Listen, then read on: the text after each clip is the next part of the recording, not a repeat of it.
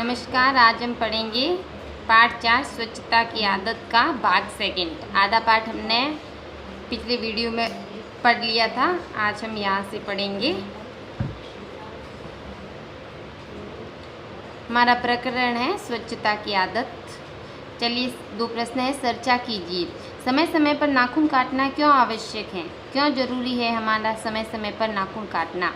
नाखून हमारे बड़े हो जाते हैं तो बड़े नाखूनों में गंदगी और मैल और बैक्टीरिया वगैरह गंदगी जमा हो जाती है, और वो हम जब खाना खाते हैं, पानी पीते हैं तो उसके साथ हमारे पेट में चली जाती है, जिससे हम बीमार पड़ जाते हैं।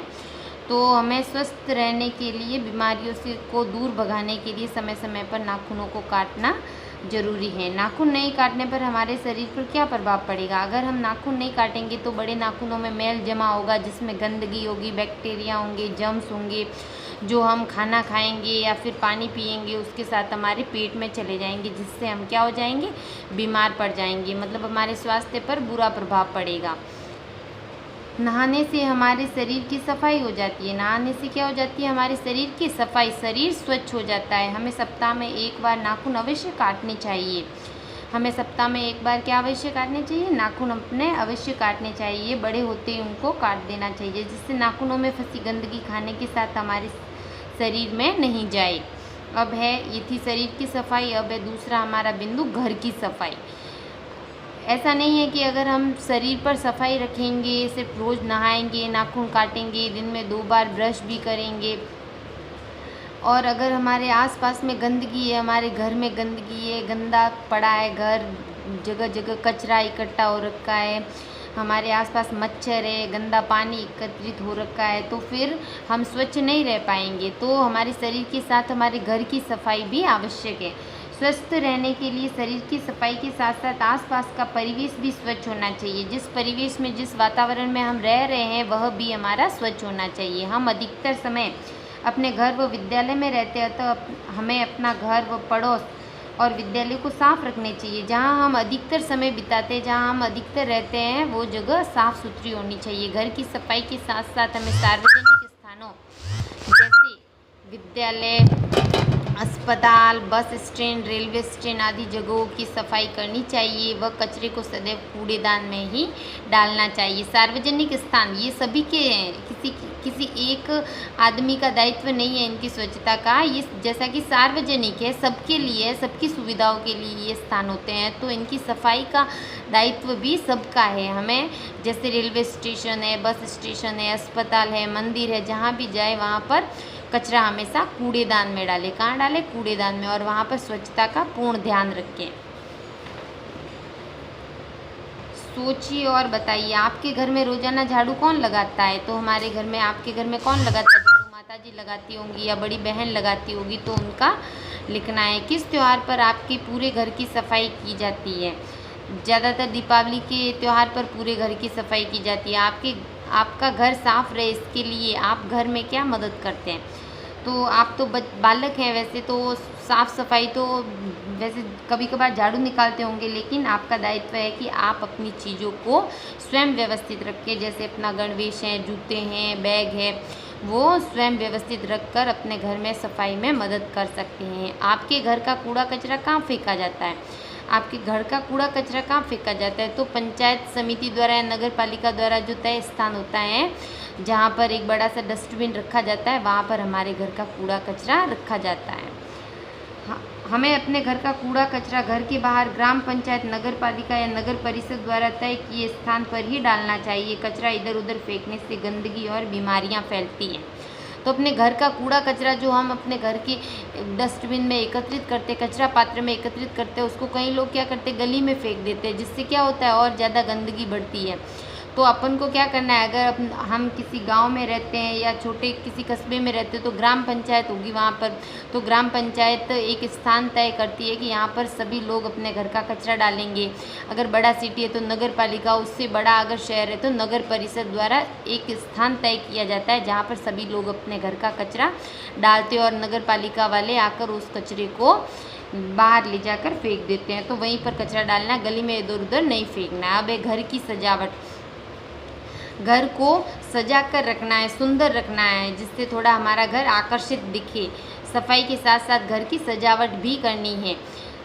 हम घर में उत्सव, पर्व, त्योहार और शादी ब्याह होने पर घर की साफ़ सफाई करने के साथ साथ घर की सजावट भी करते हैं। घर की सजावट भी करते हैं ना, जब दीपावली आती है, होली आती है या किसी की शादी होती है तो सफाई के साथ घर में रंग रोगन होता है, रंगोली बनाते हैं, कलर करते हैं, तोरण लगाते हैं। जैसे देखो इस चित्र में दिया हुआ है, घर में मांडने बनाए हुए हैं, रंगोली बनाई हुई है।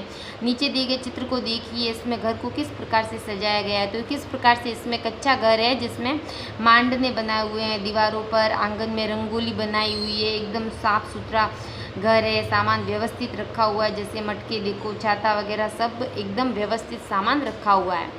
सोचिए और बताइए आपके घर की सजावट किस प्रकार की जाती है। हमारे घर की सजावट घर में सफाई करके, कलर करके, घर में रंगोली बनाकर तोरण लगाते हैं और कई सारे सजावट के सामान से घर को सजाया जाता है। घर की सजावट में आप किस प्रकार का सहयोग करते हैं। जब हमारे हमसे बड़े जैसे दीदी है, भैया है, वो घर की सजावट करते हैं तो हम भी उनकी थोड़ी बहुत मदद करते हैं और घर में सफाई में उनका सहयोग करते हैं। आप घर की सजावट कब कब करते हैं। हम घर की सजावट होली पर, दीपावली पर, रक्षाबंधन पर या शादी ब्याह पर करते हैं। आपको अपनी कक्षा की सजावट करनी है तो कैसे करेंगे, कक्षा में चर्चा कीजिए। अगर आपको बोला जाए कि आप अपने कक्षा की सजावट कीजिए तो आप कैसे करेंगे। तो आप अपने कक्षा के पहले तो साफ़ सफाई करवाएंगे, फिर उसमें महापुरुषों के या भगवान की कुछ तस्वीरें लगा देंगे कक्षा में, और कुछ जैसे चार्ट है आपकी पढ़ाई से संबंधित, पहाड़ों के हैं, कुछ भी स्पेलिंग्स के हैं तो चार्ट लगा देंगे और उस प्रकार कक्षा की सजावट करेंगे। यह भी कीजिए। नीचे घर का रेखा चित्र दिया गया, आप अपनी रुचि से इसमें विभिन्न भागों की सजावट कीजिए। चित्र दिया हुआ है, इसमें आपको अपने हिसाब से कलर भर के इस घर की सजावट करनी है। जैसे घर के बाहर एक पेड़ है नीम का, तो पेड़ कैसा होता है, हरे कलर का, तो इसमें हरा कलर भरना और घर में आपको जो कलर अच्छा लगे उन कलर से इस घर की सजावट करनी है।